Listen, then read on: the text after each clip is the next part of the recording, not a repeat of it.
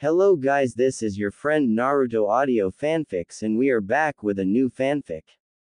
Which is what if Naruto mastered Storm Sage mode with Kurama and Jiraiya's help? Part 1. And if you enjoy this fanfic then please press the like button and subscribe to my channel for more fanfic like this. And now let's start the fanfic. The aged Hokage sighed. He read the report again and looked at his desk. Are you sure, Inu? Hiruzen had to confirm this.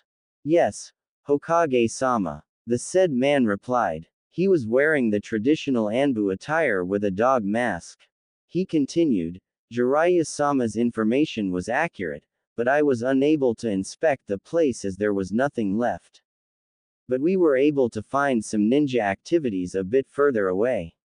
What about this explosion that you have put on the report? The Hokage still couldn't take his eyes off from the object that was on top of his desk. It is just my speculation, Hokage-sama, but I believe that it played a part in the explosion. I can't say much about the explosion, but the marks it left behind was really, how should I say, weird. All I can say for sure that it was an S-rank jutsu, but you can't put your finger on the origin of it. Hokage finished for Inu. The Anbu just nodded back. Anything about the scroll? The Hokage looked at a scroll. It was a small scroll engraved with Uzushio's symbol as well, the said object's symbol. Hiruzen was hoping that some sort of instruction or information was inside the scroll that could help to solve the mystery around their current predicament. Nothing. I studied about seals, but this is way out of my league. The only person who can open it is probably Jiraiya-sama. Inu replied back in a bit disappointed voice. Okay, for now seal these inside the forbidden scroll. And Inu, you are to participate in the Genin selection as a Jonin instructor next week. Is it necessary? Inu sighed. The council wants you to train Sasuke, you being the only one with Sharingan can teach him about his bloodline. Hiruzen just shook his head. He still has to pass my test. Inu shrugged, making the Hokage to sigh. Hiruzen gave a dismissing wave and the Anbu left not a second later. The Hokage took out his pipe. He wanted to make head and tail of the situation. Few weeks back Jiraiya sent him some vital information about some ruins located somewhere along the outskirts of Konoha. He sent an Anbu squad led by Kakashi to search the ruins. It was supposed to belong to the Uzumaki clan. But before the Anbu could even reach the ruins, they were slowed down by a sudden storm that came out of nowhere. It was so strong that even he felt it from all the way here. And it didn't stop there. The Anbu reported that there was a huge explosion, and when they went there was nothing left. The only clue of the explosion they found was the aftermath of it, which created a huge crater as if it was caused by a strong phenomenon like meteor falling from the sky, and the power of the explosion was so strong that it left nothing behind around few hundred-meter radius. But the odd part was only those items were left unscratched on middle of the crater, that object and the scroll. The Hokage sighed and put down the report. He would have to think about it later. Next week there were new batches of Genin coming out and a few Jonin instructors had already made some recommendation. He had to oversee the making of the teams. This was going to be another long night for him. 1 week later. It was a bad day for a certain blonde. He failed the graduation exam again. He studied and practiced hard, but at the end, just because he couldn't do one bunshin, he failed. Except for the written portion, he did quite average on other fields. But it wasn't enough. Why? That's the only thought that was going through his mind. He always tried his best till he fell over, but it was never enough. And no one helped him at all. All he ever asked for was the recognition of the people, to look at him, to smile at him. Was it so much to ask? Sometimes he wondered if all of these were worth anything. He looked at the sky. It was cloudy, a storm was coming. Hey Naruto, how are you feeling? Naruto was snapped out from his thought and looked at the person. It was Mizuki. He didn't like this instructor that much, never knew why. It was more like a gut feeling. What do you think, sensei? I failed in the test again. He said sourly. Mizuki was glad inside. Everything was going just like he was hoping for. Naruto, do you know about a secret test? It's for those that fail but might have potential in other areas. Wanna hear about it? You might pass if you do it properly. He laid out the bait. Really, sensei? What is it about? Of course I will take it, believe it. Naruto was ecstatic. Hook, line and sinker. Inside, Mizuki started laughing. What they didn't notice that they were both seen by a blue-haired girl who left hurriedly. Few hours later. Naruto stopped and hid behind a tree. Wow. I didn't know Gigi was a pervert too. That made things way lot easier. He looked at the huge scroll and smirked. Well, Mizuki-sensei didn't say that I can't learn anything for myself. I mean, I will be considered as an idiot if I don't give a peek.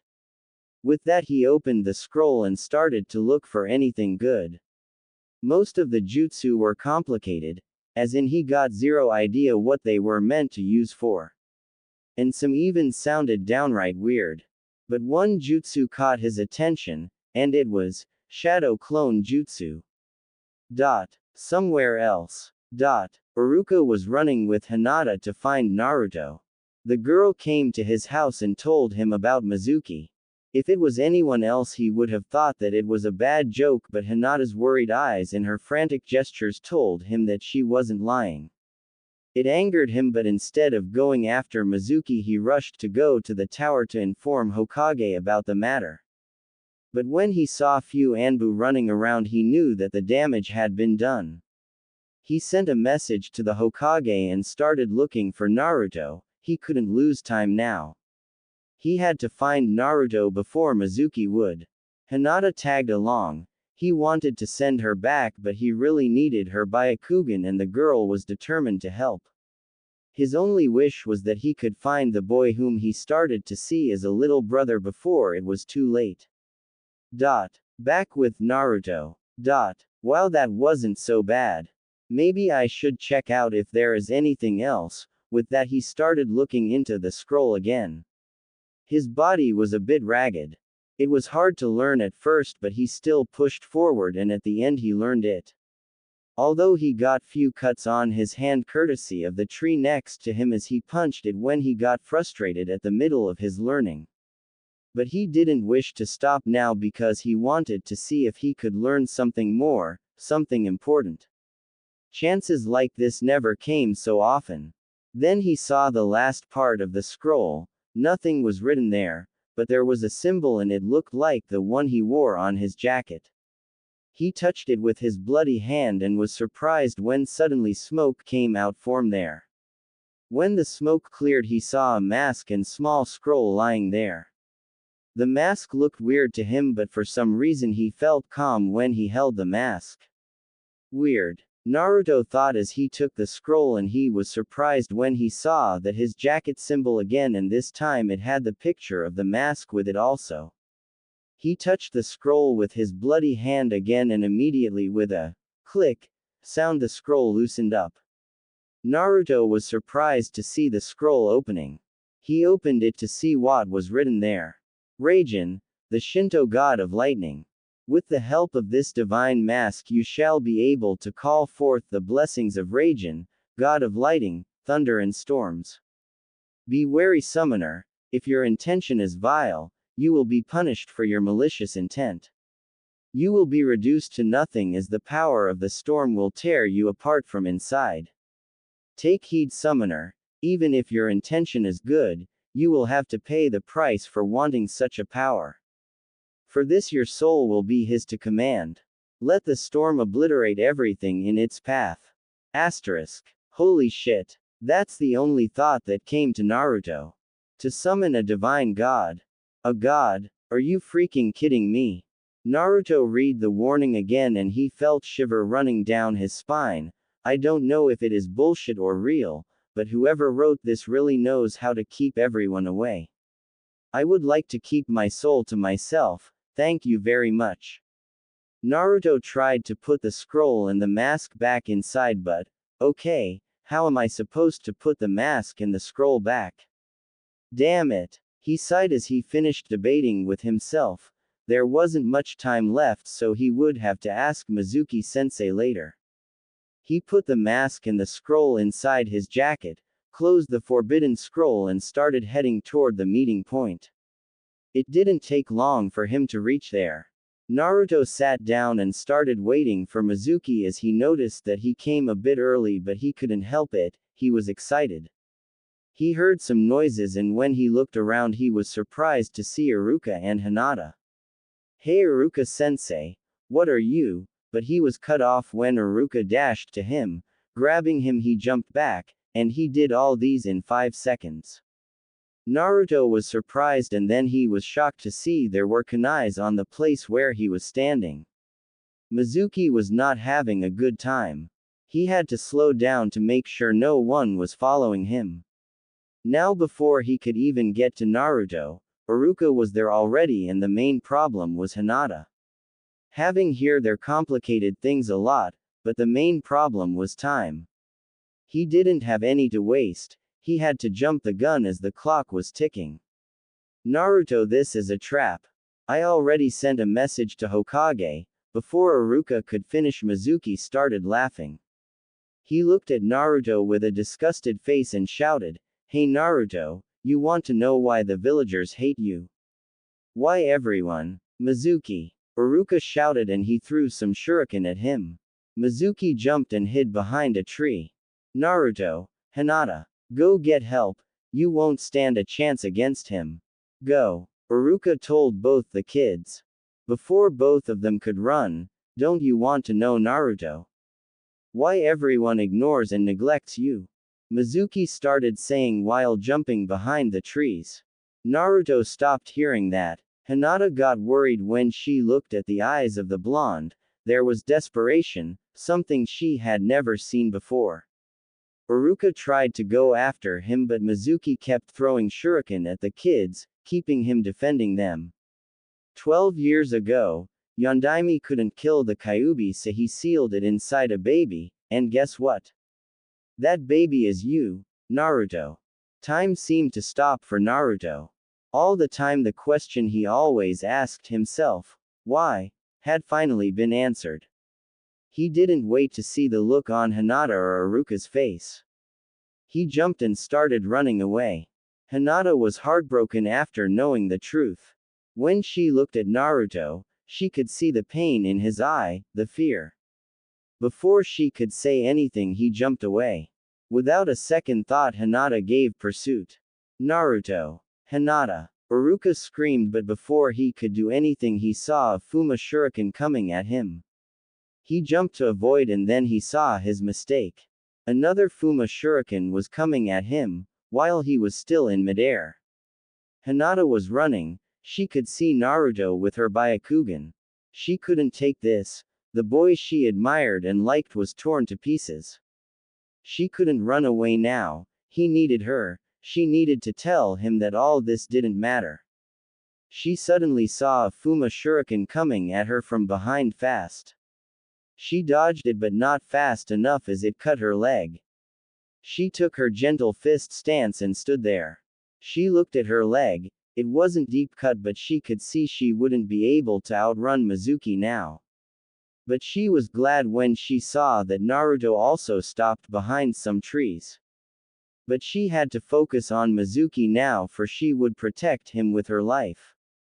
"Why do you care for the demon child, Hinata? You know that he is the fox that caused so much pain all those years back. Many of your clan members died too, if I remember." Mizuki was trying not to kill Hinata. Killing the Kyuubi brat and Iruka was one thing, but a clan heiress was another. "You are wrong. Naruto-kun isn't a demon. He is a b-boy that tries his hardest and always stands up no matter what. I don't care if he has Kyuubi inside of him. He is not the Kyuubi. He is Naruto, the person I admire most, and I will not let you kill him." Hinata shouted. Mizuki was pissed. He really didn't want more trouble, but now there was no other way. He had to kill her and find Naruto fast. Naruto was shocked to hear this. Hinata didn't mind that he had the Kyuubi inside of him. Sure, he didn't know the girl that much, but he knew that she was shy, quiet and a bit weird, but also caring. And here she was saying all these gentle things about him, but one thing that rang through his head the most, that she saw him for who he was, not the Kyuubi. He looked out from the tree and was horrified when he saw Mizuki threw his Fuma shuriken and he started preparing another. Hinata dodged the first one and then she saw Mizuki throwing another one. With her eyes she saw that the first one was coming back from behind. She knew she might not be able to dodge both of them at once with her damaged leg. Naruto was terrified. The first person that recognized him was going to die right in from him. He started running toward her, but he knew he couldn't reach her in time. He needed to be a god to reach. The Mask of Raijin. Screw the warnings. He thought to himself as he had to save her no matter what. Without another thought he took out the mask and wore it directly. And then everything went blank. Dot. Dot. Dot. Dot. Naruto's mindscape. Kyuubi looked in front of his cage. He was surprised. Who knew that the brat had it in him? I am surprised to see you didn't zap the kid to death. Kurama, it's been long since we faced each other. Last time it was with Hagoromo Dono. Said a figure which was covered in shadow. How are you? I am sure you didn't come to chat with me, and by the looks of it you got something to do with the stupid host of mine. Kurama said bitterly. The stupid host of yours interests me. Naruto is it? Maelstrom. Sounds befitting. The figure chuckled. Oi, what are you thinking of doing with him? Kurama was surprised. It was like the figure was enjoying himself. Kurama, this kid, from what I saw through his memories, despite all the treatment he gets, he still stays strong. Something that is rare in this world. Don't you agree? Kurama laughed. You do know that it is a mask he created to protect himself, right? Nonetheless, a mask to protect his innocence. The reason he never came to this part of his mindscape till now shows that even all the abusing he got, he still doesn't hold hatred in his heart. Sadness, yes, envy, maybe, but not hatred. And the mask helped him to become courageous and strong. For that he earned my respect.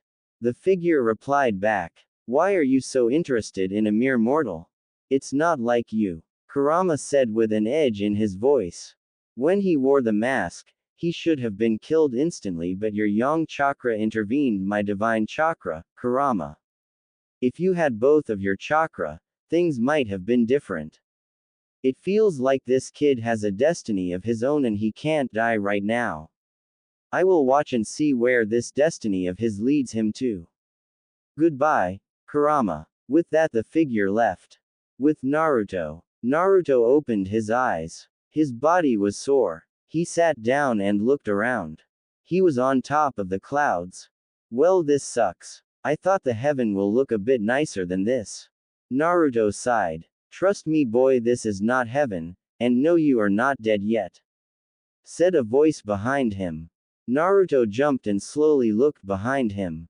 There was a huge guy behind him. He was more than 8 feet tall, and behind him few spheres were forming a circle with 3 tomo inside each circle. He had a muscular body and his hair was crimson red. The thing that caught Naruto's eyes was the mask he was wearing. It was the same mask he was carrying, but looked more deadly. Most of his body was covered by shadow, even the eyes. Who are you, sir? For some reason Naruto thought he shouldn't piss off this guy. Why not give a guess, boy? Raijin mused. Your mask looked a lot like the one I. Naruto gulped. By any chance, are you Raijin, Shinto god of lightning? Yes, that I am. So why did you try to summon me, boy? You do know that your soul will be mine to command. Raijin said with a false edge voice. He wanted to test his determination. Naruto was taken aback first, but he quickly got over it when he remembered why he did what he did. I don't care. I want to save my friend. She recognized me despite my burden. I will save her at any cost, even in exchange for my life. Naruto shouted, looking straight at Raijin. Raijin was having more respect toward the boy. Here he was staring at him directly without a scare, even knowing who he was. And unlike others that tried to summon him before, he didn't want to use his divine power for destruction but to save a life. All of this facts together was increasing Raijin's view toward Naruto. Don't worry, you won't die cause of your special case. You are one lucky kid, do you know that? And you interest me. So I will give you my blessing for your courage and honesty. But you have to. I accept. Naruto shouted. Blessing from a Shinto god. With that power I will be able to protect all of my precious people. Raijin smiled inwardly. Naruto didn't know, but Raijin could hear all his thoughts. Maybe he will do just fine. Fine then, you will have my blessings and you will gain new powers to help you in your journey, but be aware, little fellow, from time to time you will be tested by me to see if you will still be worthy enough to keep them. In those times your will and courage will be put to test and judged. Fail and you will receive punishment worse than death. Do you still accept, kid? Raijin asked one last time. I accept, Dadbao. I promise I will not fail you no matter what test you put me through. And I never go back down on my words. It's my Nindo. Naruto said loudly. He wouldn't back down. Not now, not ever. You are indeed one amusing kid and I respect that strong will of yours. Never lose that will and courage, kid. I will leave my companion here, so that he can guide you how to use the powers. Farewell, Naruto. Let's pray our next meeting will also be a pleasant one. Naruto suddenly felt like he had been hit by thunder. His whole body started to feel numb and he slowly started to lose consciousness. Real world. Naruto opened his eyes and tried to look around, but for some reason moving a single muscle hurt like hell. He felt like he was grabbing something. He looked down and he saw he was holding onto Hinata, as was she. He could feel her heartbeat. She is alive. He relaxed, closed his eyes and thanked Raijin. Few moments later Kakashi and an Anbu squad came to the spot. Kakashi was surprised to see that the Naruto was in the middle of an explosion zone that looked exactly like what he saw on his last mission. He saw Naruto was holding onto Hinata like she was his lifeline. He tried to separate them, but the moment he touched Naruto he felt like he had been zapped hard. Before he could try do anything, Hokage arrived there as well. He didn't even look anywhere else as he strode right toward the kids. Kakashi, go get Hiashi. I will take these two to hospital. He ordered. Kakashi hesitated for a bit but then he sighed and left. Hokage looked at Naruto and hoped nothing bad happened, but looking around he knew that he was wrong. He just had to wait to hear all the details from him directly. With that he carefully picked both of them up and shunshined to the hospital. Hiruzen was looking at the hospital bed where his surrogate grandson was sleeping. His body and appearance went through slight changes and he got no idea how it happened. He grew few inches taller, his hair was spikier and his face had lost some of his baby fat. Hiruzen started to get worried. Was it Kyuubi's influence or was it something else? That's the only thought that was going through his mind. For now he had to wait for Naruto to wake up. He got out of the room and silently signaled the Anbu to stand guard. He went towards the other room thinking that they might shed some light to this new mystery. Naruto's mindscape. Naruto started to wake up slowly. He rubbed his eyes and started looking around. He was not on top of clouds anymore, but this time it was a huge sewer. There was something in front, a light perhaps. He started walking towards that direction. He stopped when he saw a huge cage-like gate. Behind the gate it was pitch black. Finally we meet. My jailer. A deep voice spoke from behind the gate. Kyuubi? Naruto asked. He jumped back when he saw the huge red eyes, filled with hatred, but there was something else hidden deep inside those eyes. So you are the reason my life is like hell. Wow. That answers a lot of questions. Naruto sighed. It was not by choice that I ended up inside a brat like you. That cursed Yondaime sealed me in you. Without this seal I would have shown you real hell, brat. If you blame anyone, blame that good-for-nothing blonde monkey. Kyuubi hissed. Shut up, furball. Naruto shouted. He just met his prisoner and he was already getting pissed at him.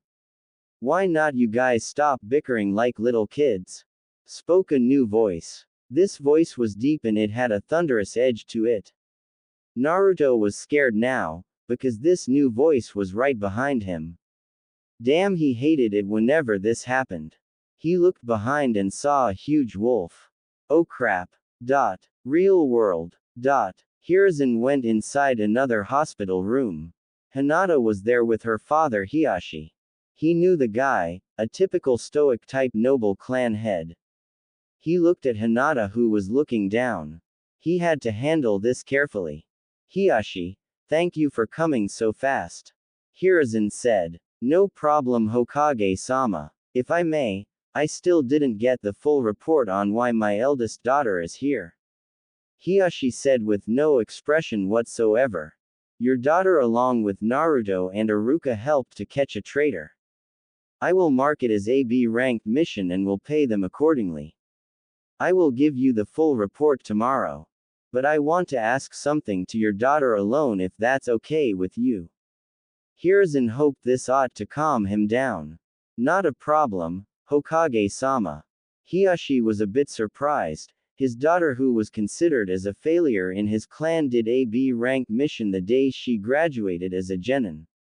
Guess there may still be some hope left, he thought, but he didn't like his daughter associating with the Jinchuriki, although for a different reason, but for now he would have to let it go. Hinata, take rest for today, I will come tomorrow and take you back.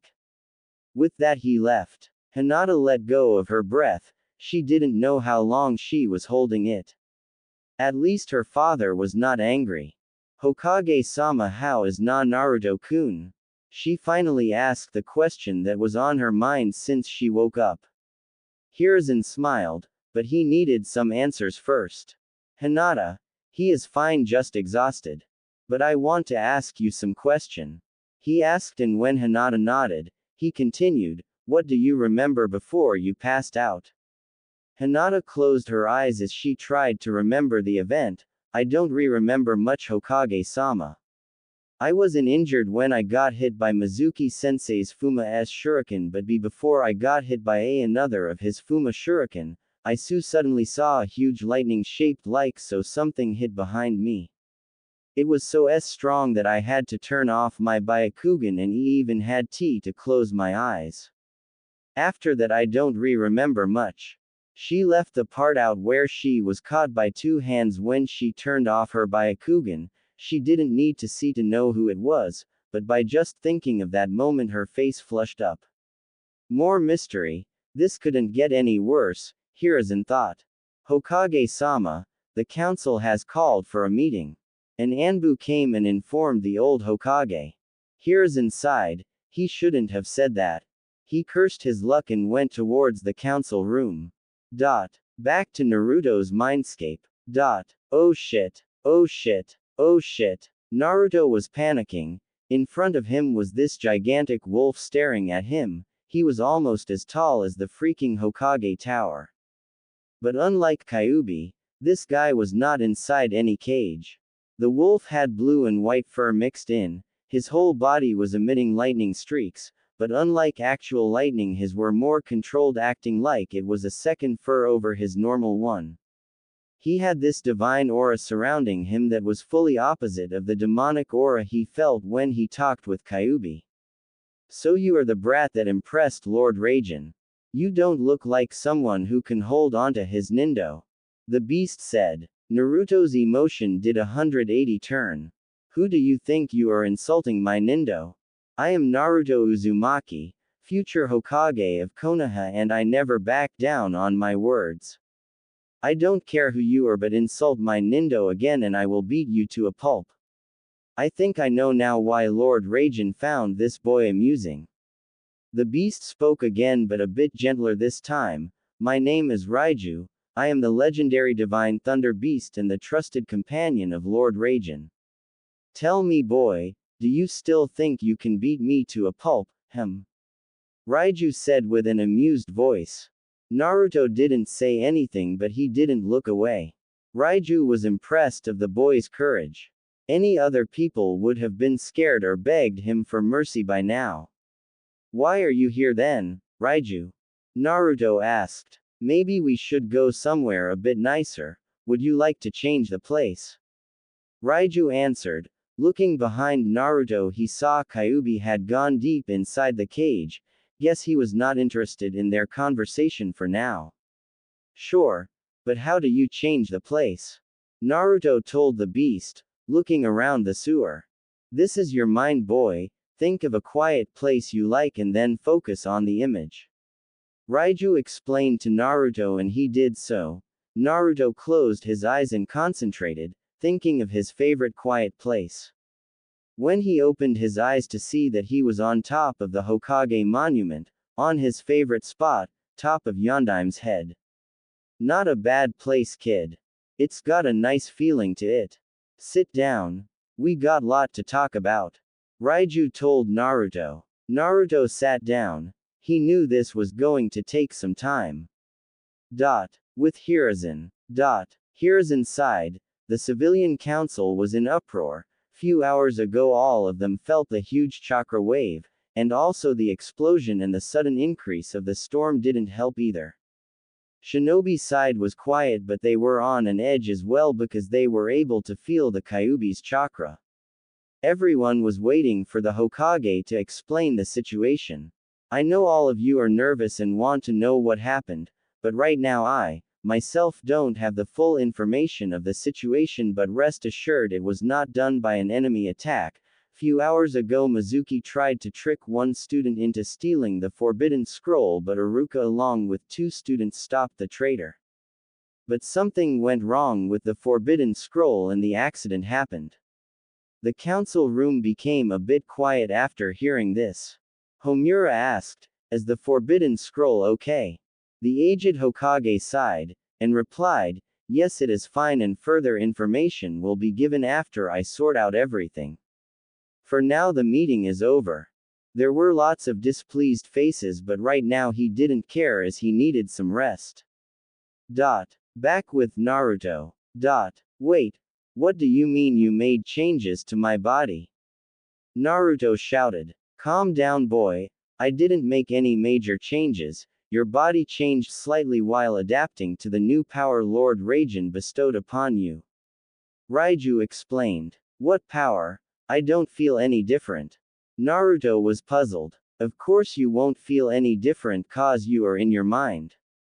Boy, calm down and let me finish first. Raiju sighed.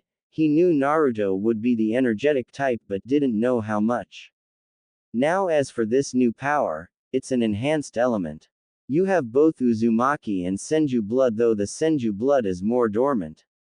However, cause of Lord Raijin's blessing your Senju blood has awakened. Now tell me, do you know anything about the Senju and Uzumaki bloodline? Raiju asked. Naruto was speechless. He never knew there was an Uzumaki clan, and now he learned that he also had Senju bloodline, one of the founders of Konoha. Finally getting out his surprised state, he looked at Raiju.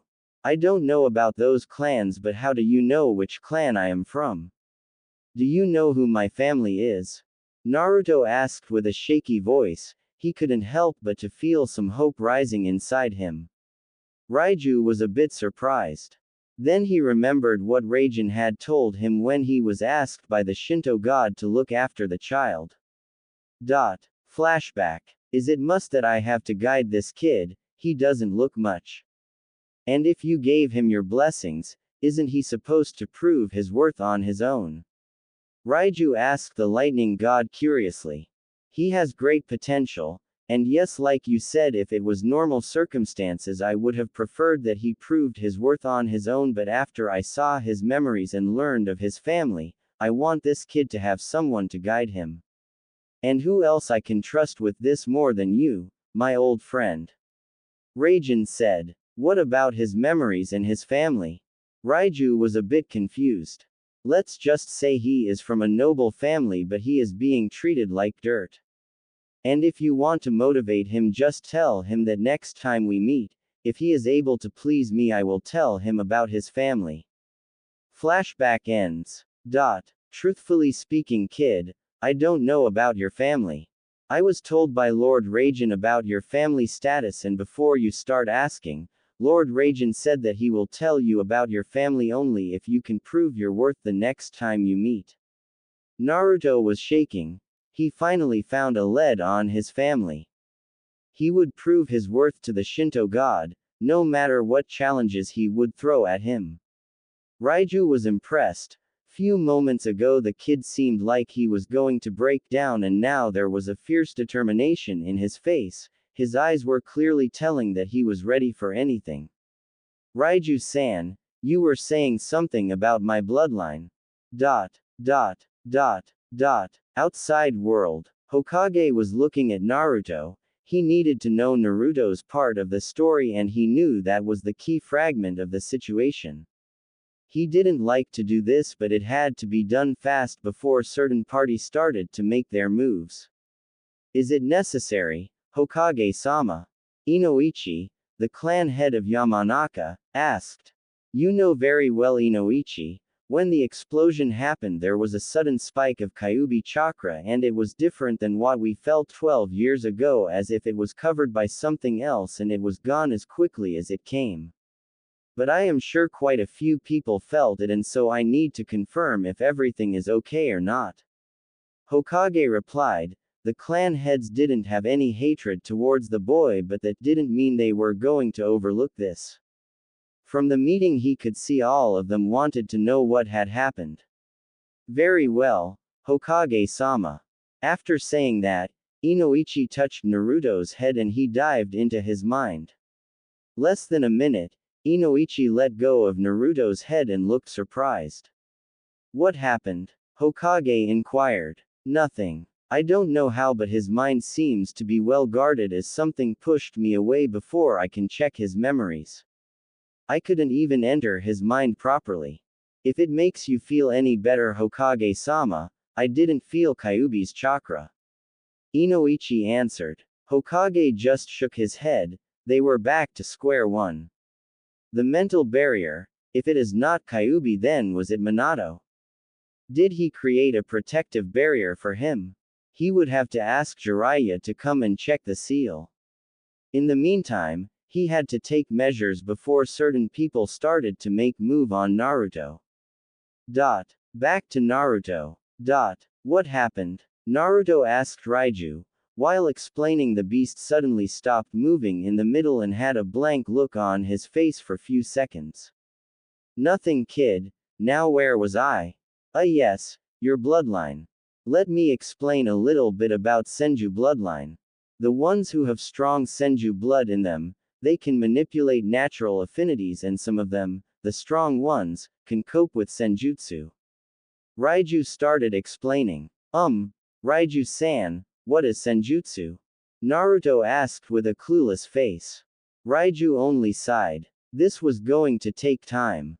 Naruto, there are 6 major type of jutsu people can use. I think you know about ninjutsu, genjutsu and taijutsu. The other 3 are bukijutsu, fuinjutsu and senjutsu. Now bukijutsu, as it sounds, is techniques in jutsu using weapons. With proper training they can be as deadly as taijutsu, maybe more. Fuinjutsu is one of the most complicated type of jutsu.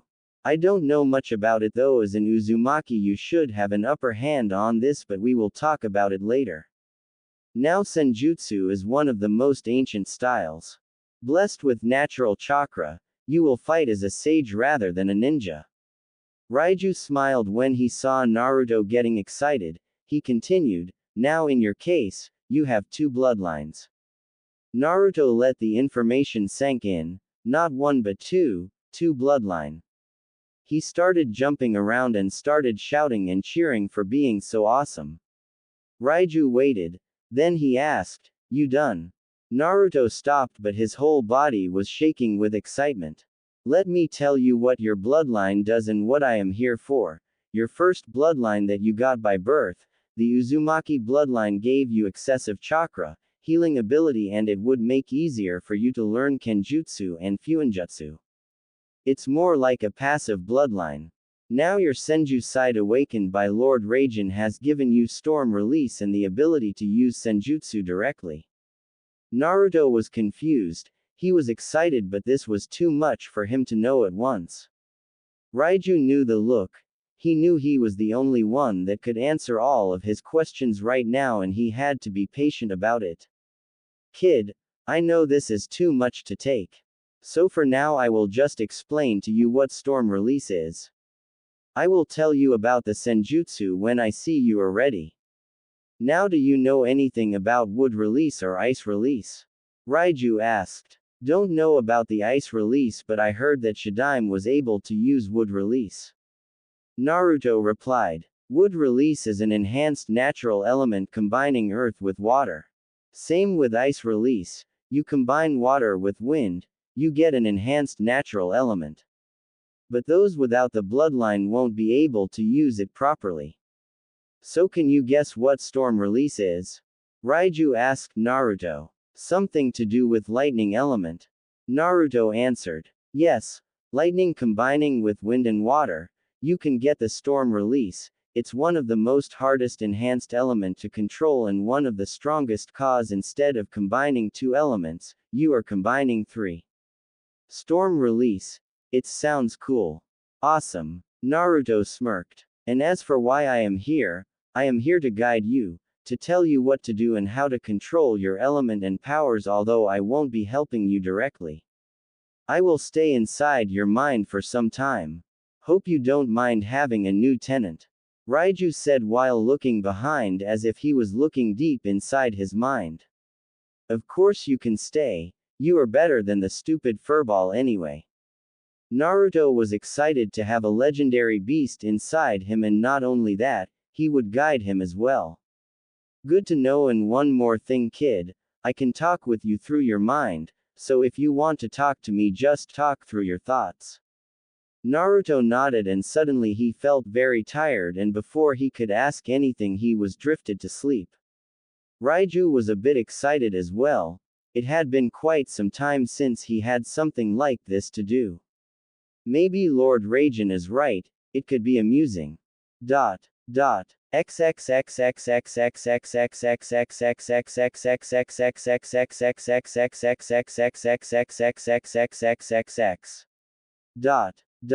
Hokage Tower.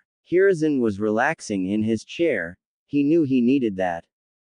Today was anything but peaceful. The talk he had with his advisors was not pretty either. Flashback. Let me get this straight. Just because you felt Kyuubi's chakra, you want the boy to do underground Anbu training, Danzo? Hiruzen looked at his other advisors. And you two also think this is a good idea? Hiruzen, I know you care for the kid, but the chakra spike wasn't normal. It was huge, and combining with the explosion, many shinobi started to think it was caused by Kyuubi. Homura explained. He knew Hiruzen was right with his decisions lots of time, but in many cases they needed to follow Danzo's way. We are just saying put the boy in Anbu training program, and when everything calms down you can bring the boy back to normal ninja routine. Kaharu added a bit of her thought. Hiruzen knew exactly what was going on. Danzo wanted Naruto on his route, and using these two idiots he was trying to push him into it. The moment he would put Naruto in Anbu training program, Danzo would try to snatch him. If Danzo wanted to play dirty, so would he. We will discuss this on tomorrow's meeting. Tell all the shinobi clan heads to come at morning, and there we will decide this properly. Flashback ends. Now he had to make sure he handled this carefully. He was making a huge bet on this. If he could pull this off, The advisors as well as Danzo wouldn't be able to easily eye their hands on Naruto anymore. You called for me, Hokage-sama. An Anbu came and kneeled down before him. Yes, I did. Relax, we got much to discuss about. Naruto started to wake up slowly. Damn. I feel like I have been struck by lightning or something. My whole body feels numb. He started looking around, and by the looks of things he knew he was in one of his least favorite place, the hospital. He slowly adjusted himself. He opened his blanket and saw himself wearing hospital gown. He saw an Anbu peek through the door and then left. Probably to call Gigi-san. Naruto. Raiju called him. What's wrong, Raiju-san? Naruto asked, but he was silenced soon after. Kid, I told you, just think and I can hear you. Don't need to talk aloud as people will get suspicious. Raiju told Naruto. When he saw Naruto became quiet, he continued, Look, Naruto, don't tell anyone about Lord Raijin and me yet. Listen to me first. He said when he saw Naruto was going to say something. Power and blessings from a god is not to be taken lightly, you can't tell just anyone about it. Naruto got a little angry. I trust Gigi, he is one of my most precious people and I know he cares for me. Caring and trusting is different thing, Naruto. How about this? You ask this Hokage of yours about your other tenant and your parents. As a Hokage, he should know who your parents are. From there we will decide what to do. Naruto didn't say anything, but he couldn't understand what Raiju meant by that. He asked Hokage lots of time about his parents, but every time he said he didn't know them. A few minutes later, Hokage came to his room and smiled at him. How are you doing, Naruto? Hokage asked. Gigi, I am fine. He stopped for a bit. Why didn't you tell me about Kyuubi? You knew about it, didn't you? Naruto accused. He didn't know what Raiju wanted, but he himself wanted to get some answers.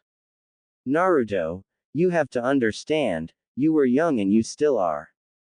I couldn't give you any more burden than you already have.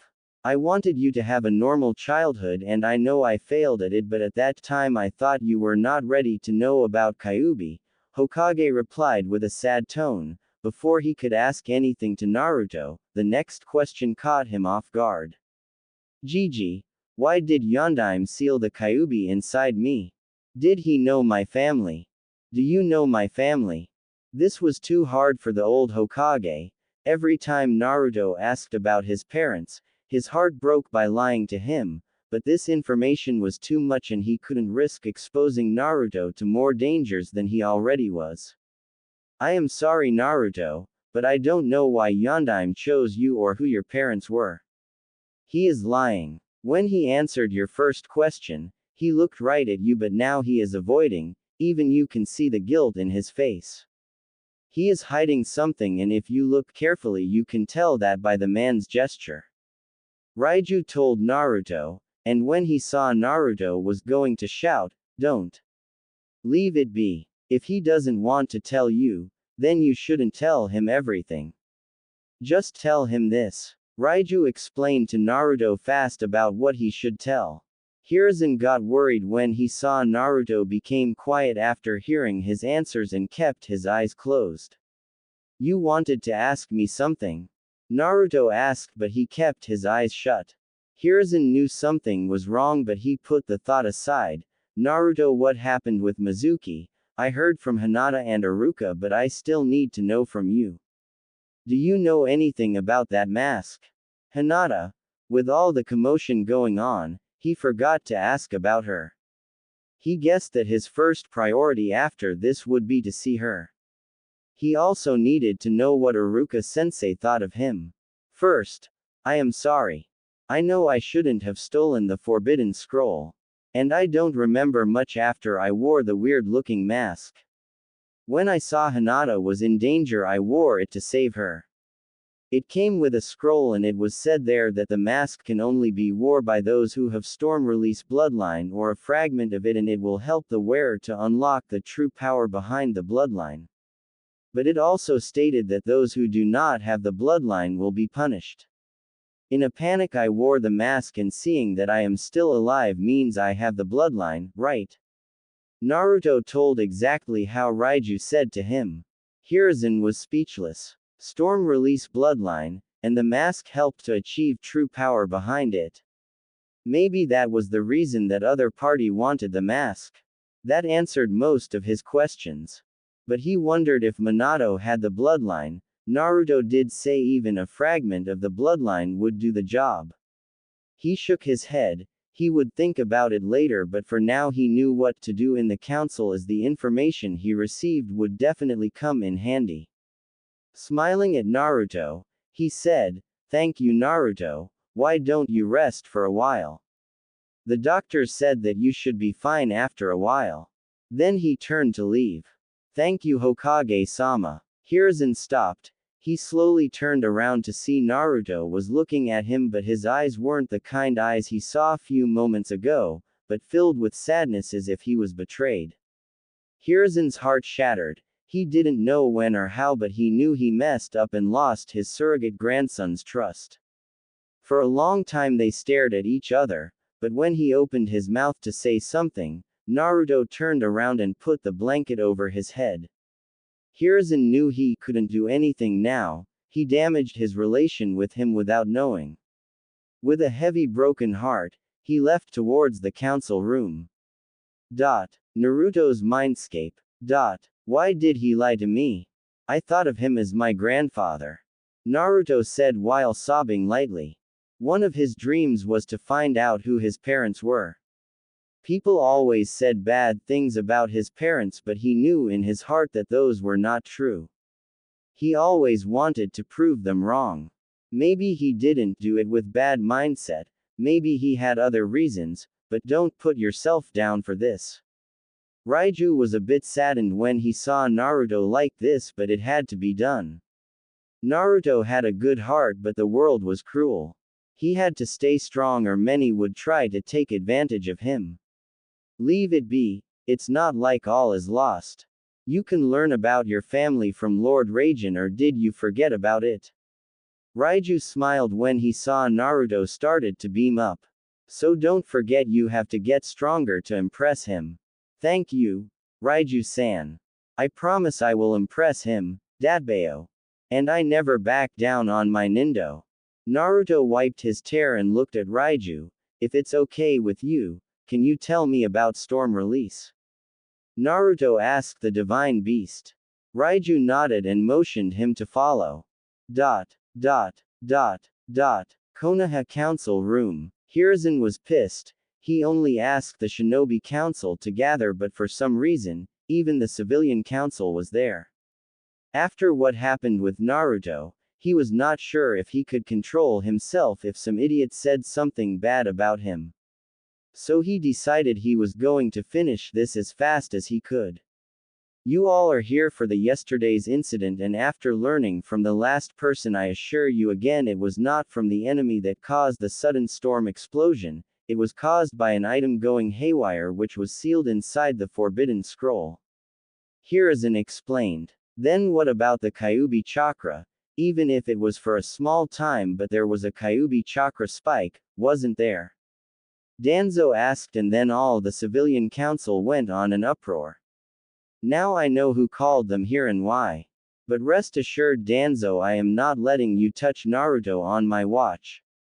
Hiruzen thought. He looked around and saw Shinobi Council was getting restless and the civilian side was shouting to restrain or kill the demon. He saw his advisors had a contempt look on their face. Time to lay out all his cards. Quiet down. This is a council room, not a marketplace. He said with a hard voice and waited till it became a bit quiet. Then he continued, I know there was slight Kyuubi chakra spike, but it was cause of an outside interference, which caused our young Naruto to awaken a new bloodline. The room became extremely quiet.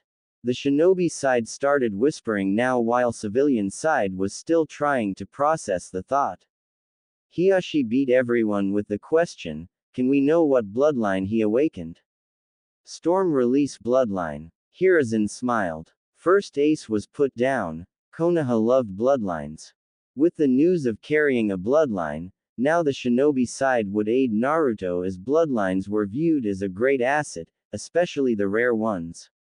And they might even start to care for him more cause of this rare bloodline. Wait, you mean to tell me that the kid got the rare bloodline that the hidden cloud village has? How did the kid got it? Shikaku, the Jonin commander, asked. How he got it is an S-class secret which won't be revealed for now, and for those who are still not satisfied with the Kyuubi problem, I have placed him under proper care. He will be under the care of an elite Anbu, codenamed Tenzo, and as for why he is chosen. Hiruzen snapped his finger and an Anbu came who started distributing some files to the shinobi side only. Second ace has been put down. Seeing this, one merchant head from civilian side shouted, Hokage-sama, why are we not getting any of those files? If it is about the Kyuubi, we have the right to get those.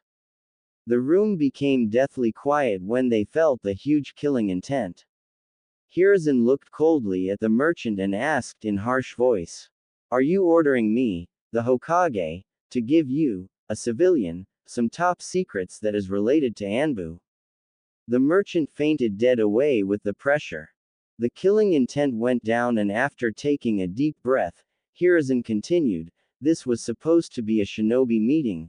I don't know why the civilian council side came when you were clearly not invited, but rest assured that if you people make the same mistake again in the near future, I will ban the civilian council from sitting in any meeting till further notice. Do I make myself clear?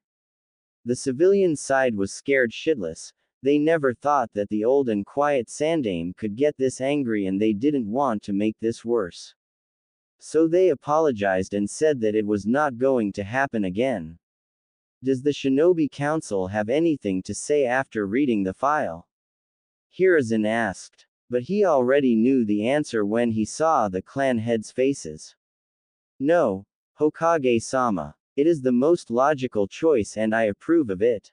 Shibi said. The pup got a new rare bloodline, and with this guy guiding him, I don't see any problem either. I agree with it as well. Sum said. Inoichi didn't say anything, but he nodded anyway, as did Choza and Shikaku. I approve as well. Hiyashi asked, even though he didn't dislike Naruto for being a Jinchuriki, but he didn't like the kid for his bad reputation. Maybe with this he might get onto the good side of the shinobi. Hiyashi thought to himself. With the approval of the Shinobi Council, I put Genin Naruto Uzumaki under the apprenticeship of an elite Anbu who, from now on, will go by the name Yamato. He has a unique ability that in long term will help Naruto with his host. And as for any other discussion or decisions regarding the said Genin, it will be decided by only me and Shinobi Council. And when I see he is worthy of any promotion, be it through any exam or field activity, I and Shinobi Council will decide if he will be promoted or not. Hiruzen said while smiling. Homura quickly intervened. You can't do that, Hokage-sama. The civilian council and we advisors has the right. Right to do what, exactly? Hiruzen didn't let him finish. If he could pull this off, Naruto would have one less problem to deal with. To interfere with shinobi activity. Last time I checked, the right to decide anything related to Jinchuriki falls upon the shinobi side, and now that he is Genin, I failed to see what right does the civilian has to do anything with his shinobi life.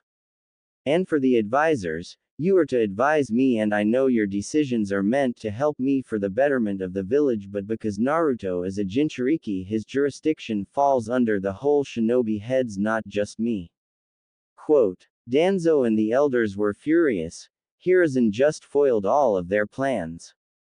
It meant that now civilian council had no right whatsoever in any activity regarding Naruto. They might be able to pull the strings behind the civilian council, but the shinobi clan heads were not stupid. And they themselves couldn't make a move on Naruto now that all the clan heads would be watching the kid. One wrong move, advisor or not, they would be in deep problem. It felt like the Hokage just politely told them to off. With this, the meetings is over. Hiruzen smiled slightly and left the council room.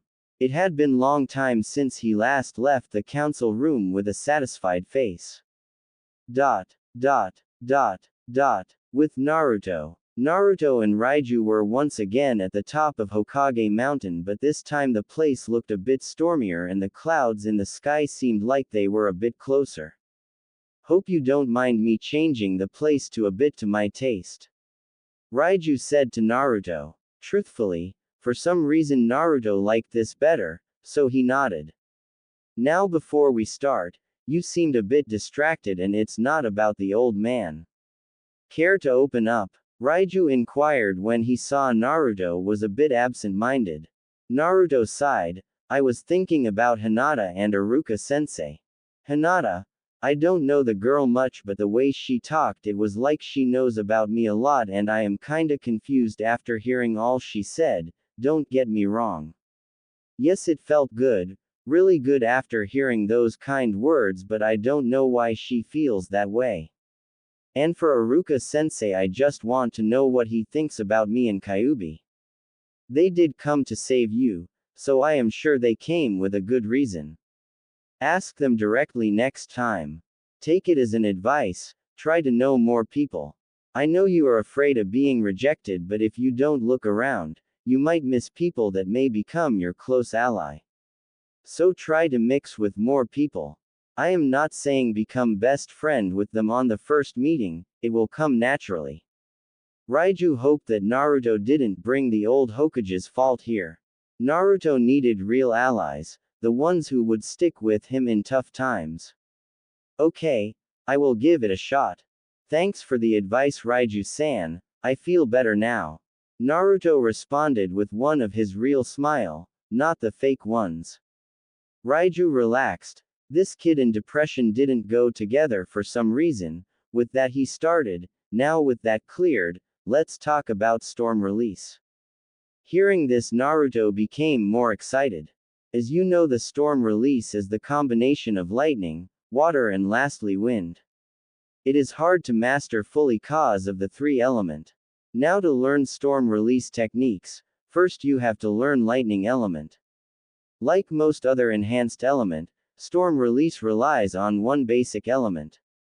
What do you mean by that, Raiju-san? Naruto was a bit puzzled. Well, it's how the enhanced elements work.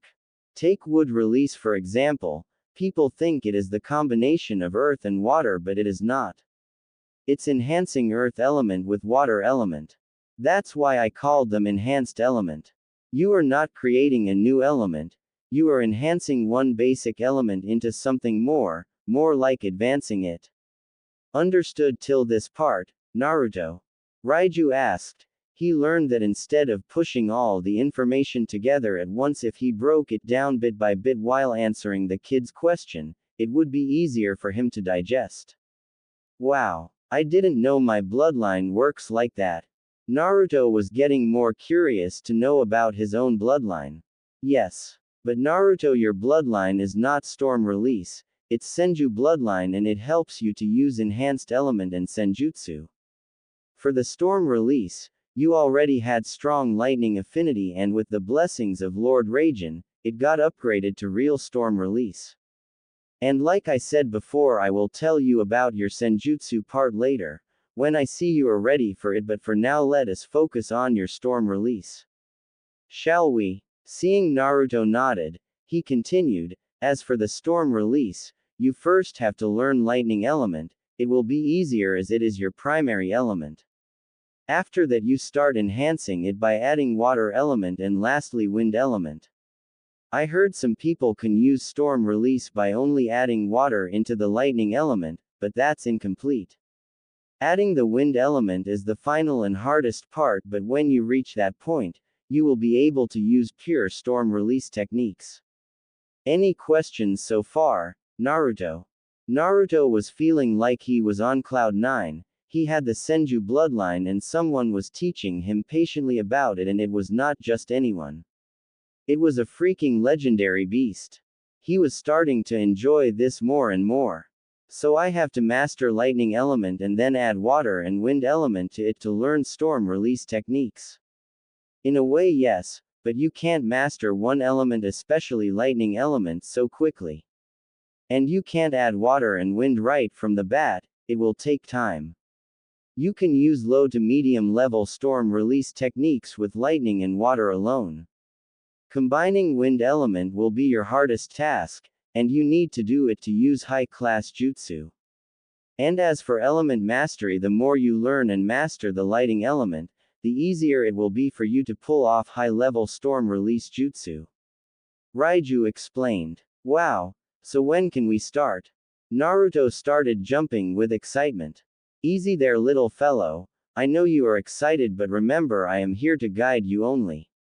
Everything else is up to you. Guess it's time to send you back. Cool your head, kid. I will talk with you later. Raiju said with a small smile. Real world. Naruto woke up a bit grumpily. He started stretching in the bed. His body was less sore, but him and lying down for too long never added up. He got out of the bed and started thinking of what happened from yesterday. His life just turned upside down and he learned about himself more than he knew for the last 12 years. He was excited to know that he had 2 bloodlines, but he needed to clear his head. Raiju was right, he needed to cool down. With that, he went out of his room. He saw an Anbu just outside the door.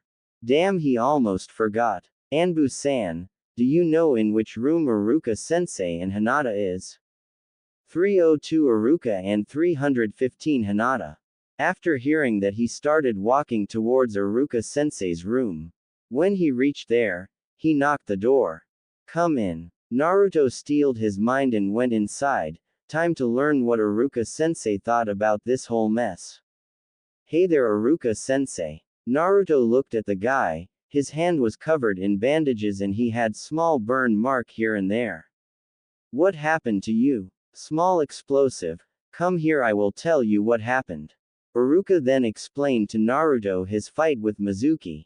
When he was in the midair and saw the incoming Fuma Shuriken, he used a Kawarimi jutsu with a log. But after that, Mizuki threw some low-powered explosive tags at him. He wasn't injured badly, but he got knocked out by that. Long live the log. Didn't I tell you the log will always save you, Iruka-sensei? Naruto laughed while Iruka became embarrassed. In the class, the jutsu Naruto was good at was Kawarimi, and he always boasted that the mighty log would save everyone. Guess he was right after all. After Naruto's laughter died down, there was an awkward silence. Naruto knew that he had to bring it up, but he didn't know how, and Iruka knew what Naruto wanted to tell him, so he was waiting patiently for him to begin. Iruka-sensei, about the Kyuubi. Do you hate me for it? Naruto looked down, too scared to look at Iruka's face. Naruto, I hate the Kyuubi. It killed my parents. Naruto started to shake, his eyes started to tear up. But Iruka continued, but I don't hate you. You are Naruto Uzumaki, the #1 unpredictable ninja, you are not the Kyuubi. So don't let anyone tell you otherwise. Naruto was stunned. He looked up and saw Iruka was smiling warmly at him. No malice, no hatred, only concern and care was showing in his face. Naruto jumped and hugged Iruka with all his might. Ouch. Ouch. Naruto, I am injured here, buddy. Slow down. Iruka cringed a bit. When Naruto let go, he pulled him into a gentle hug. No matter what anyone says, you are Naruto Uzumaki, never forget that.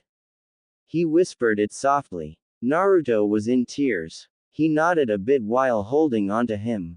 After a while, Iruka let go of Naruto. Naruto, close your eyes for a minute. As Naruto did that, he felt something in his forehead. Open your eyes. He opened his eyes and touched his forehead. He couldn't believe it. It was a Hittite, and not just any Hittite, it was Iruka-sensei's. He looked at Iruka. Hokage-sama said, after what you did, it is only right for you to pass. I agree with him as well. Naruto was beyond happy. He did it. He finally did it.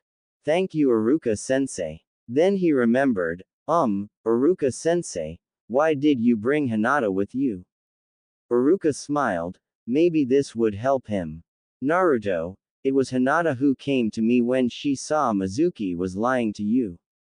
She came to me and told me everything, but I was too late to stop you. Then she volunteered to find you. Naruto was taken aback. He didn't know what to say. Why don't you go and ask Hinata herself? I am sure she will like it. Iruka advised Naruto. Sure. I will go see her now. Take care, Iruka-sensei. With that, Naruto ran out of the room.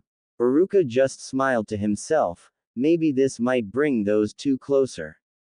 Naruto noticed one thing. The closer he was getting to Hinata's room, the slower he was becoming. He finally reached her room and knocked. When no sound came, he waited patiently for 1 minute, then he went in. I need to work on my patience. Naruto looked at the girl who was sleeping peacefully on the hospital bed. He went close and sat beside her. She was looking beautiful sleeping like that. Wait, what? Now Naruto started to get nervous. He just realized that he had to talk to a quiet, beautiful clan heiress who seemed to admire him and he knew nothing about her. He steeled himself and poked her cheek gently to wake her up. He was not going to back down now even though he was nervous like hell. He poked again and this time she started moving. He hurriedly sat down, but for some reason he wanted to poke her cheek more. Pushing the thought aside, he waited for the girl to wake up. Hinata started to wake up when she felt someone poking her cheek. When she opened her eyes, she saw Naruto. She thought that it was maybe another one of her dreams. Hey Naruto-kun. How are you feeling? She said softly while smiling at him. Naruto was speechless. Her smile was stunning and her face was not red and she was not stammering at all. She looked more gorgeous than before. How? Why am I stammering for? How are you feeling, Hinata? He asked her with a loud voice. That made Hinata snapped out from her daze as she realized, this is not a dream. This is real. Hey, there Naruto-kun. How are you feeling?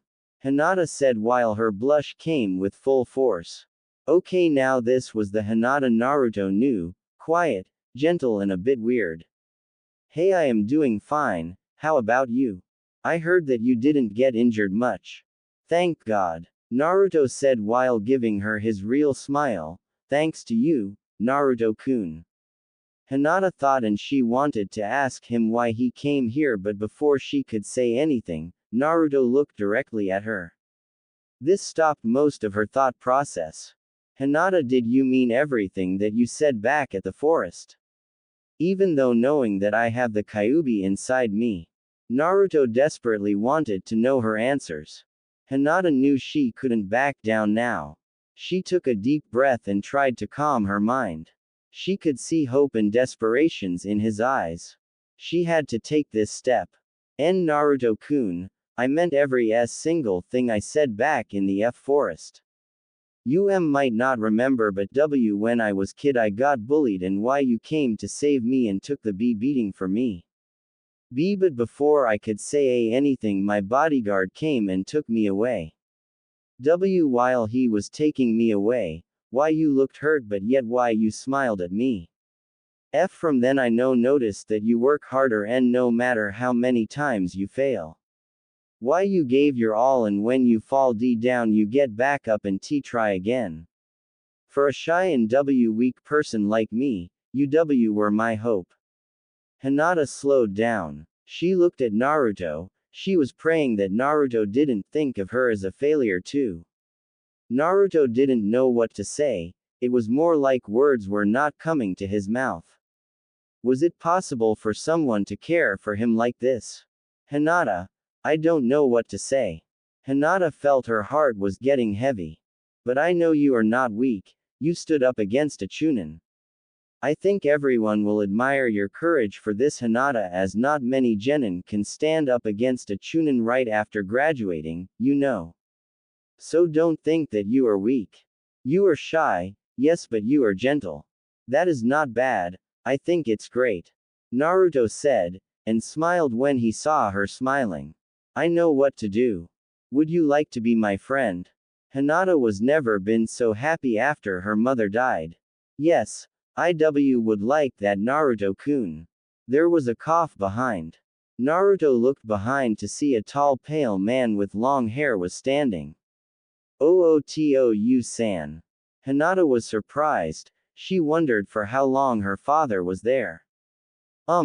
Guess it's time for me to go. Naruto knew he couldn't stay here anymore.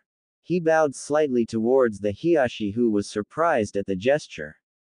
Then he went to the door, but before going out, he looked at Hinata and waved, "See you later, Hinata-chan." Hiyashi was taken back. For the last few days he had been learning things about the Jinchuriki that kept on surprising him. He looked back to his daughter and sighed. She fainted with a happy smile on her face. Maybe he would come back later to take her back. As for Naruto, he went back to his hospital room and changed his dress to some normal cloths that were left inside his room. His old cloths seemed smaller somehow. He started walking out of the hospital. In the last few hours lots of things were revealed. He knew that he might have lost his trust on Hokage Gigi, but at the same time he was able to find other people to trust. He also knew he had to start working hard to learn more about his storm release. He looked up at the clear sky and smiled. It was the start of a new beginning. Danzo was beyond pissed. He almost had the Jinchuriki. Everything was perfect, but Hiruzen had to foil his plan once again. He cursed his luck. He had it all planned the moment his root informed him about the explosion and Kyuubi's chakra. He thought the situation couldn't get any better. He nudged Homura and Kaharu about village's safety and told them about the Kyuubi's sudden chakra spike and how it might become problematic if not handled with care. After confronting Hiruzen, he told them it would be better to ask the civilian council to come as well. He wanted to use those status-hungry cowards. But then, Hiruzen countered and ruined everything by giving the responsibility of the Jinchuriki to all of the shinobi heads equally, along with himself, making Naruto's activity fully high-level shinobi affair. Now he couldn't interfere with him directly, nor could he use the other advisors or civilians. What made him angrier was when he heard of the bloodline, a rare one at that. Now he had the right to start his own clan.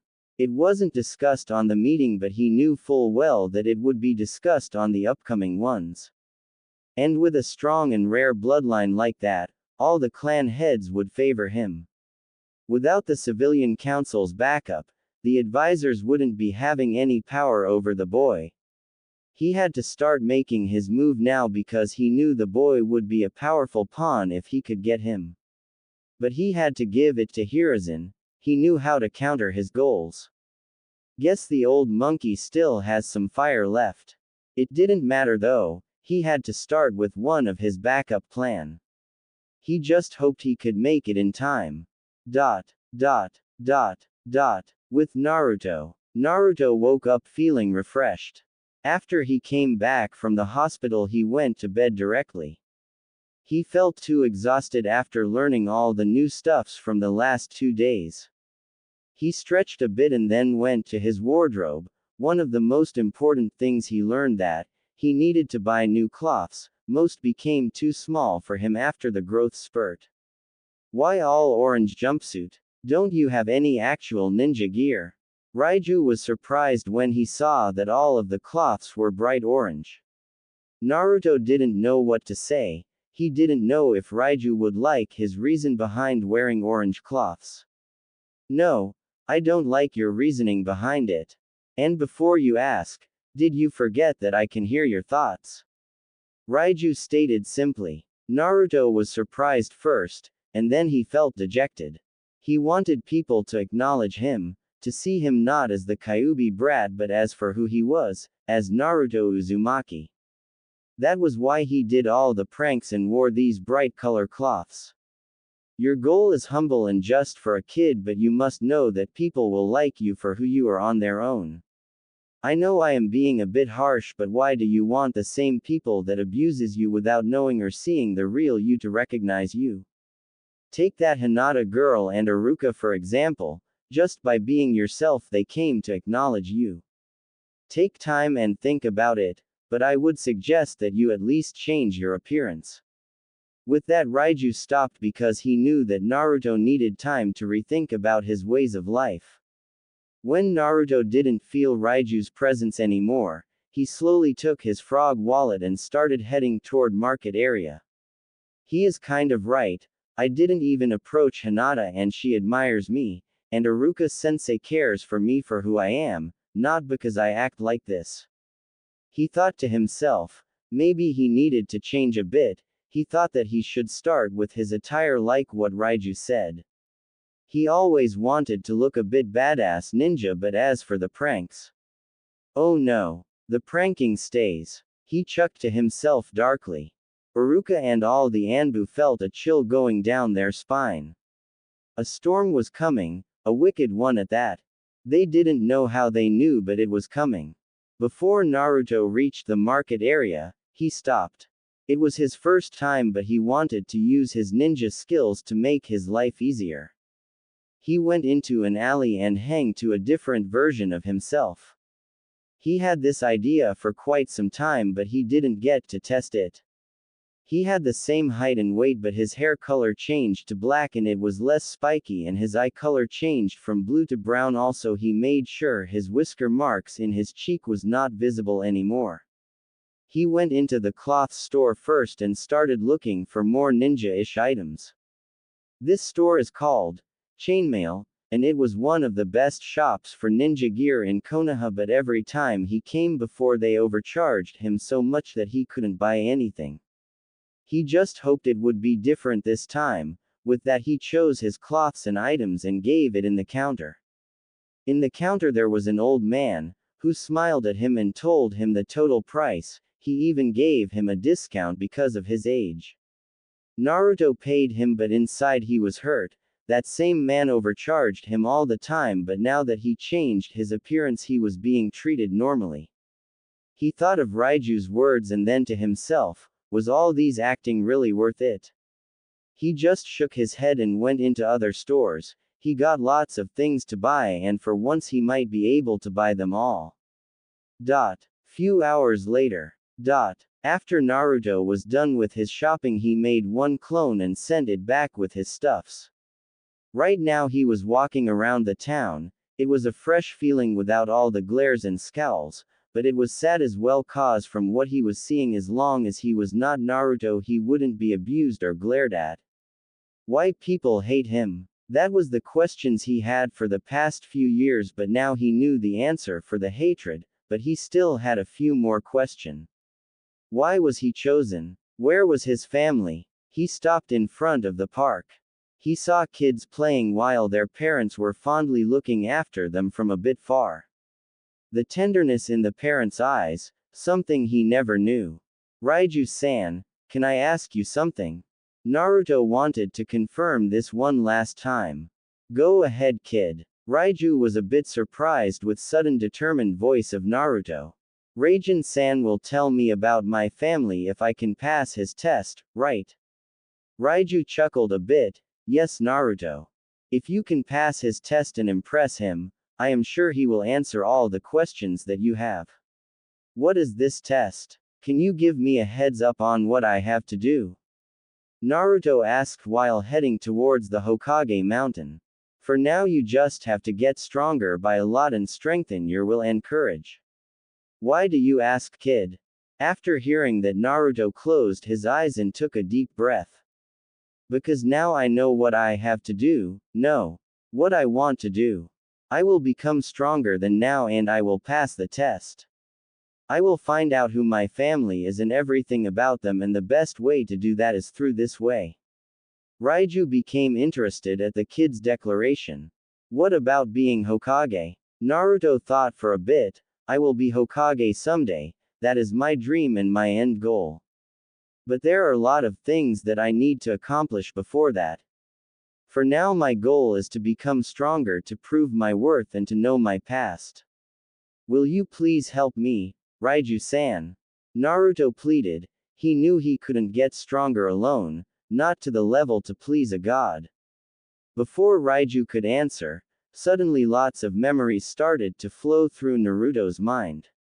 Memories of him keeping his new ninja gears at home, going to the ramen shop, meeting Hinata, and after that meeting Sakura, who smacked him in the head, and that was where the memories stopped.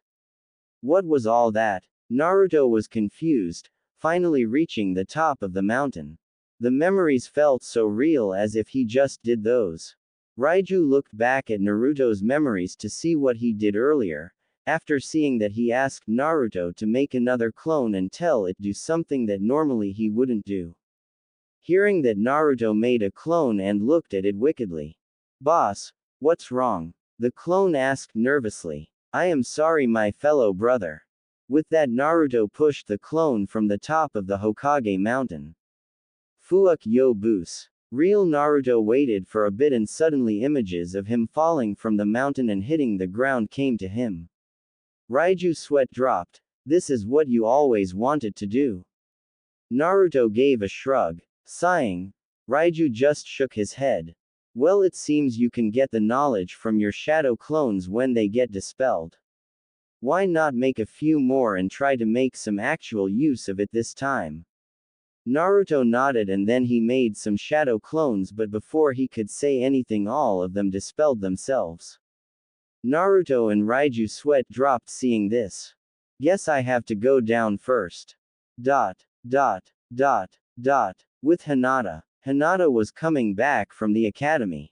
The team selection had been postponed to next week for some unforeseen problems, but she knew it was cause of Mizuki.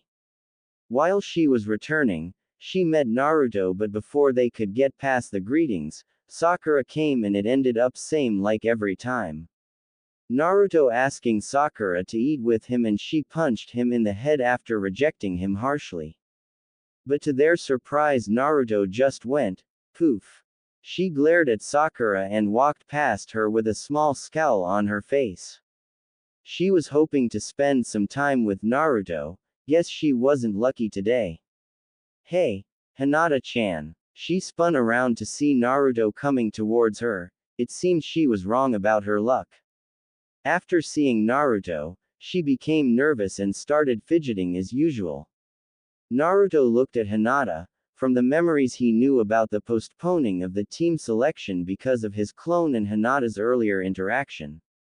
He wanted to go after Sakura, but after receiving the clone's memories of the punch he got for asking her out, he thought maybe it wouldn't be a good idea, so he came after Hinata. At least she wouldn't hit him that hard. Hey Hinata-chan, want to go eat lunch with me? Naruto was hoping she could say yes. Hinata was overjoyed. Naruto just asked her out to eat with him. Her, with Naruto, eat together. Alone. Yes, of course, she semi-shouted. Seeing Naruto surprised, she got embarrassed. I would like that Naruto-kun. She repeated herself with the usual shy voice this time. Hearing that, Naruto's heart jumped with joy, and being energetic he is, without a second thought he grabbed Hinata's hand and started running towards Ichiraku's place. Hinata thought she was going to faint, but running fast helped her to stay conscious. Ichiraku's place. Naruto was enjoying his time. Hinata was listening to everything he was saying patiently and giggling and laughing at his jokes, not the sarcasm ones he used to get on the academy. Add that with ramen and he was having a great time. He was also asking her about her life and trying to know her more. She stuttered and her face turned red from time to time, like she was sick or something, which made him worried, but she said it was okay. She asked about earlier and Naruto told her about the shadow clone. Speaking of shadow clone, after he learned about the memory transfer, he was hoping his little project to work. After going down the mountain, he made few clones. 2 clones he ordered them to henge and go to the library to find out everything about Uzumaki clan. 2 he ordered to henge into the guards he always saw outside of the Konoha gate, and their part was to research about lightning element. And the last one he told him to go find Iruka sensei and ask him about shadow clones. If this would work, Raiju said he would be able to use this in training to cover a lot of grounds. Naruto-kun, do you know the T-Team F formation has been postponed till next week? Hinata asked her crush. Yup. Thanks for telling me, Hinata-chan. He thought for a bit, then asked nervously, hey Hinata-chan, if you want, maybe we could train together this week. He was hoping her to say yes. He never had a training partner before. Inside, Hinata was jumping with joy. She knew what her answer was, but still she had to ask her father. IW would love that Naruto-kun, but let me ask my father first, okay? Naruto agreed. At least she didn't reject her directly. Maybe her father might let her train with him, if he was lucky. After they were done with their lunch, Naruto said goodbye to Hinata. She told him to come to Hyuga clan's place tomorrow in the morning. He didn't want to get his hopes up because most of the adults didn't like him, and what if Hinata's father was like that also? Guess he would see when he went to her place tomorrow. While thinking about all this, suddenly memories of him talking with Iruka came into his mind. He already knew that Shadow Clone was a B-ranked Kinjutsu, but from what his clone learned, these clones were physical instead of illusion. The user's chakra was evenly distributed among every clone, giving each clone an equal fraction of the user's overall power, but they took too much chakra, and for that people could die of chakra exhaustion if they didn't use this jutsu properly. What got his attention was that any experience his clones would get during their time, when they dispelled those, would be transferred to him, even the leftover chakra of the clones. They were great for spying and information gathering, but only Jonin-level shinobi could pull them off cause of the risk. After learning all this, he dashed to his home. He got to tell this to Raiju. Naruto's apartment. After Naruto reached his home, he sat down and started to concentrate. He opened his eyes to see he was on the Hokage mountain, and Raiju was lying down with his eyes closed. I know what you want to discuss, kid.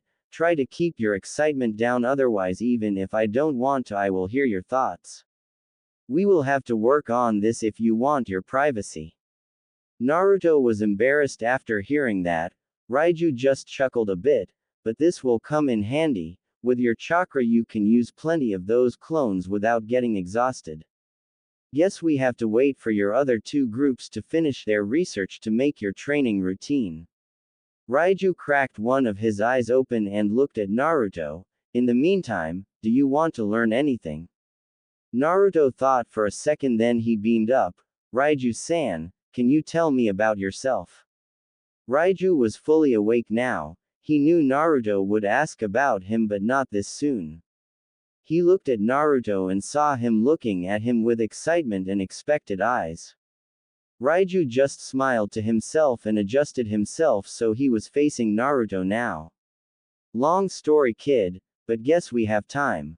But you have to promise me on your nindo that you will not tell anyone about this without my consent. Raiju warned softly. I promise on my nindo, Raiju-san. Hearing Naruto's response, he continued, I will skip some parts, but don't worry, I will tell you about those later. Where should I start from? Let's go with the Biju. You should know that Kyuubi is not the only Biju. There are total 9 of them, and to humans they are known by their tails. Naruto was taken aback. 8 more creatures like Kyuubi. Now that was frightening. They were created from a dark entity's chakra, and so to balance it out after some time we were created from nature. Naruto asked. There are more like Raiju. Yes, Naruto. There were total 12 of us. We were known as zodiac beasts. Salamander, chameleon, snake, toad, slug, wolf, tiger, eagle, whale, monkey, panda and ox. Most of them created their own den in various places around the world and started their clan. Hopefully you will meet some of them in your journey. And as for some of us, we were chosen by different gods to be their companion based on what we did in our past. Naruto was amazed learning all this. So, Raijin-san choose you. Cool. What did you do? For a second Raiju made a sad face, but it was gone in a flash. I will tell about that later. For now I hope you hold on to your promise not to tell anyone about this. Of course, I promise I won't tell anyone about this without telling you, and you know I don't back down on my promise. Raiju smiled at Naruto. Before they can continue, memories of learning about lightning elements flashed through Naruto's mind. Guess we have to start preparing your training schedule for the week. Naruto nodded and started to sort out what he saw from his memories. Next morning, Naruto was waiting outside the Hyuga gate. He told one of the guards why he came here and he was told to wait. He was becoming more nervous with each passing minute. What if Hinata wasn't allowed to train with him? But after 5 minutes, to his relief, Hinata came smiling with a backpack. Good morning, Naruto-kun. Hinata was glad that her father approved of this.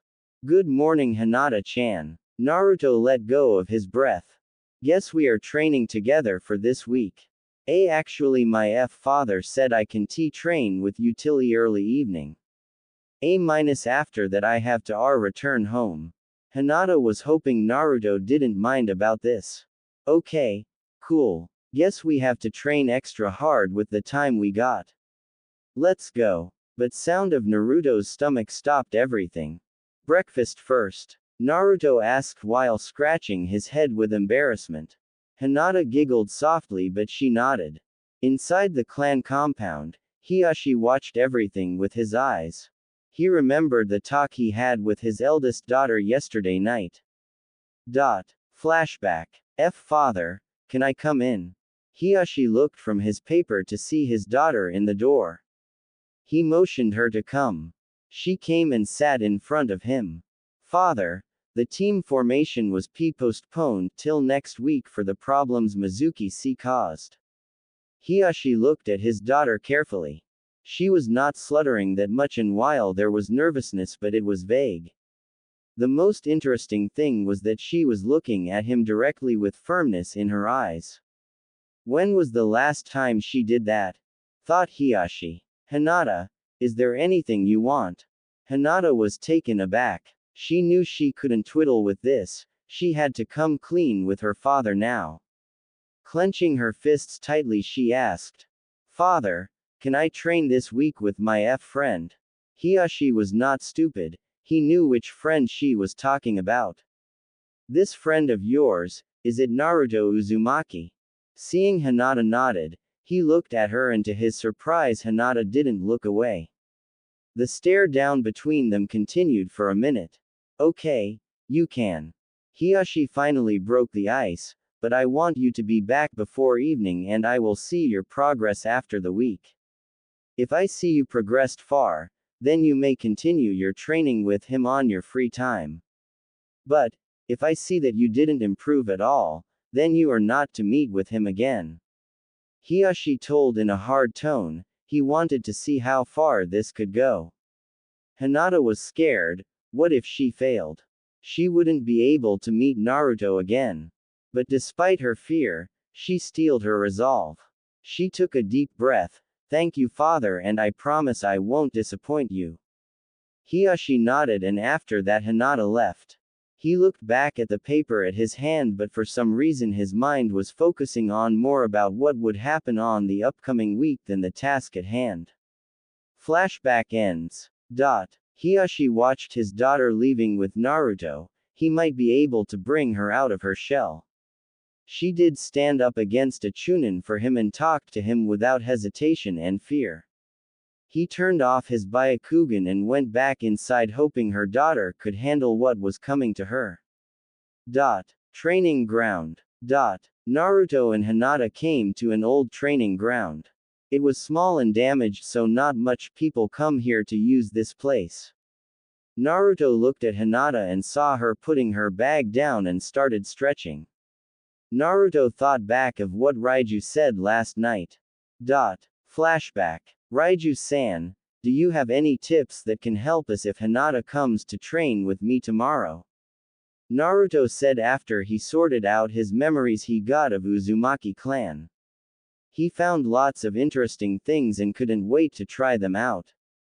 But when he remembered about Hinata, he became confused. He asked her to train with him on a whim, but now that he thought about it, he didn't know what to do or what would be good to help both of them. I know what you are worried about, kid.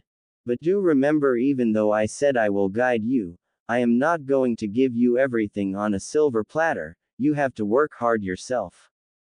But for this, try to exchange ideas of how to get stronger, but before that, find out what are your weaknesses and what you are lacking. If both of you know each other's weaknesses, you might be able to help each other, discuss it out. That's all I can say for now. And one more thing, I won't be talking with you while you are training unless it is urgent, don't want to intrude on your private time. Naruto was confused at first about what he meant by private time, but he put the thought aside for now and started thinking of training methods that could help them to get stronger. Flashback ends. Hey Hinata-chan, can I ask you something? Seeing Hinata nodding, he continued, what are your weak points and strong points? Hinata was shocked. Did Naruto think of her as a weakling too? Before Hinata's thought could go any more haywire. I mean, for me, I just know shadow clones, I suck at genjutsu, don't know much about taijutsu, and as for weapons, I don't know much, but I think I will try to learn kenjutsu. After finishing, Naruto looked at Hinata expectantly. Hinata's fear slowly subsided. Shaking away her nervousness, she replied, I know Ji Gentle Fist style of Taijutsu A and Basic Academy Jutsu. As for Ji Genjutsu, it doesn't work cause of my B bloodline. I don't know any other ninjutsu and I don't know much about weapons. Hinata said while looking down. For her to admit this to her crush, it was painful. Naruto thought for a moment. Yesterday night he sent more shadow clones to the library to know what would be a good way to start training. He found some really good pointers, he hoped those could help. Guess we know what our weaknesses are, so now all we have to do is to help each other out on these. Naruto smiled at Hinata, seeing that she slowly started to feel better. First, I learned that a good genin should know about chakra control, first would be tree walking. Do you know about that, Hinata-chan? Naruto asked. Yes, I do know about that, and Naruto-kun. For Hyuga, it is one of the basic things for Ji Gentle Fist. Hearing that Naruto knew what to do, he made 5 shadow clones and ordered them to go do tree climbing. With that out of the way, do you want to spar with me, Hinata-chan? Hinata nodded. They took their stance. Naruto knew he didn't have much of a chance of beating Hinata. Her gentle fist style was supposed to be one of the best taijutsu style, and on the other hand he knew only basic academy style taijutsu. The moment the battle started, Naruto dashed toward her to have the first hit, but to his surprise Hinata dodged it easily. Naruto kept the momentum and kept throwing random punches and kicks, but Hinata dodged them all. After a few minutes, Hinata's movement became sloppy and he was able to hit her with a good punch to her stomach. Hinata bent down and fell to the ground. Hinata looked at Naruto and saw him angry. Why didn't you fight back? I couldn't hit you in the beginning, if you wanted you could have beat me. Am I not good enough for a sparring partner? Naruto was angry, it was like an insult to him. He was giving his all and Hinata was holding back. Hinata was surprised. She thought he would be disappointed but not angry for this. No, I just didn't wanted to hurt you. She barely whispered, tears already forming in her eyes. What do you mean by that? We are sparring, Hinata-chan, and if you hold back against your opponent who is giving everything he got, it's like an insult to him. You are hurting me to get better, Hinata-chan. His voice became soft at the end. He went beside her and kneeled down. Hinata-chan, do you want to be strong? He asked her softly. Seeing her nodding, he smiled. Then don't hold back. Give me everything you got and more. You said you admire me because I never back down, right? Then be like me. Don't back down and don't hold back. If you hurt me now, you will make me stronger so that I do not get killed in the outside world. If you think it like this way, you are hurting me in a friendly way to protect me from real harm. Hearing this, Hinata became stunned. She never thought about it like this. One more time, Naruto-kun. She said with determined voice. Way to go, let's keep on going till one of us falls over. Few hours later. Naruto was lying down on the ground. He didn't have one bit of energy to do anything. Who the hell called this style gentle fist? There is nothing gentle about this. They should have named it poking dagger style or piercing finger style.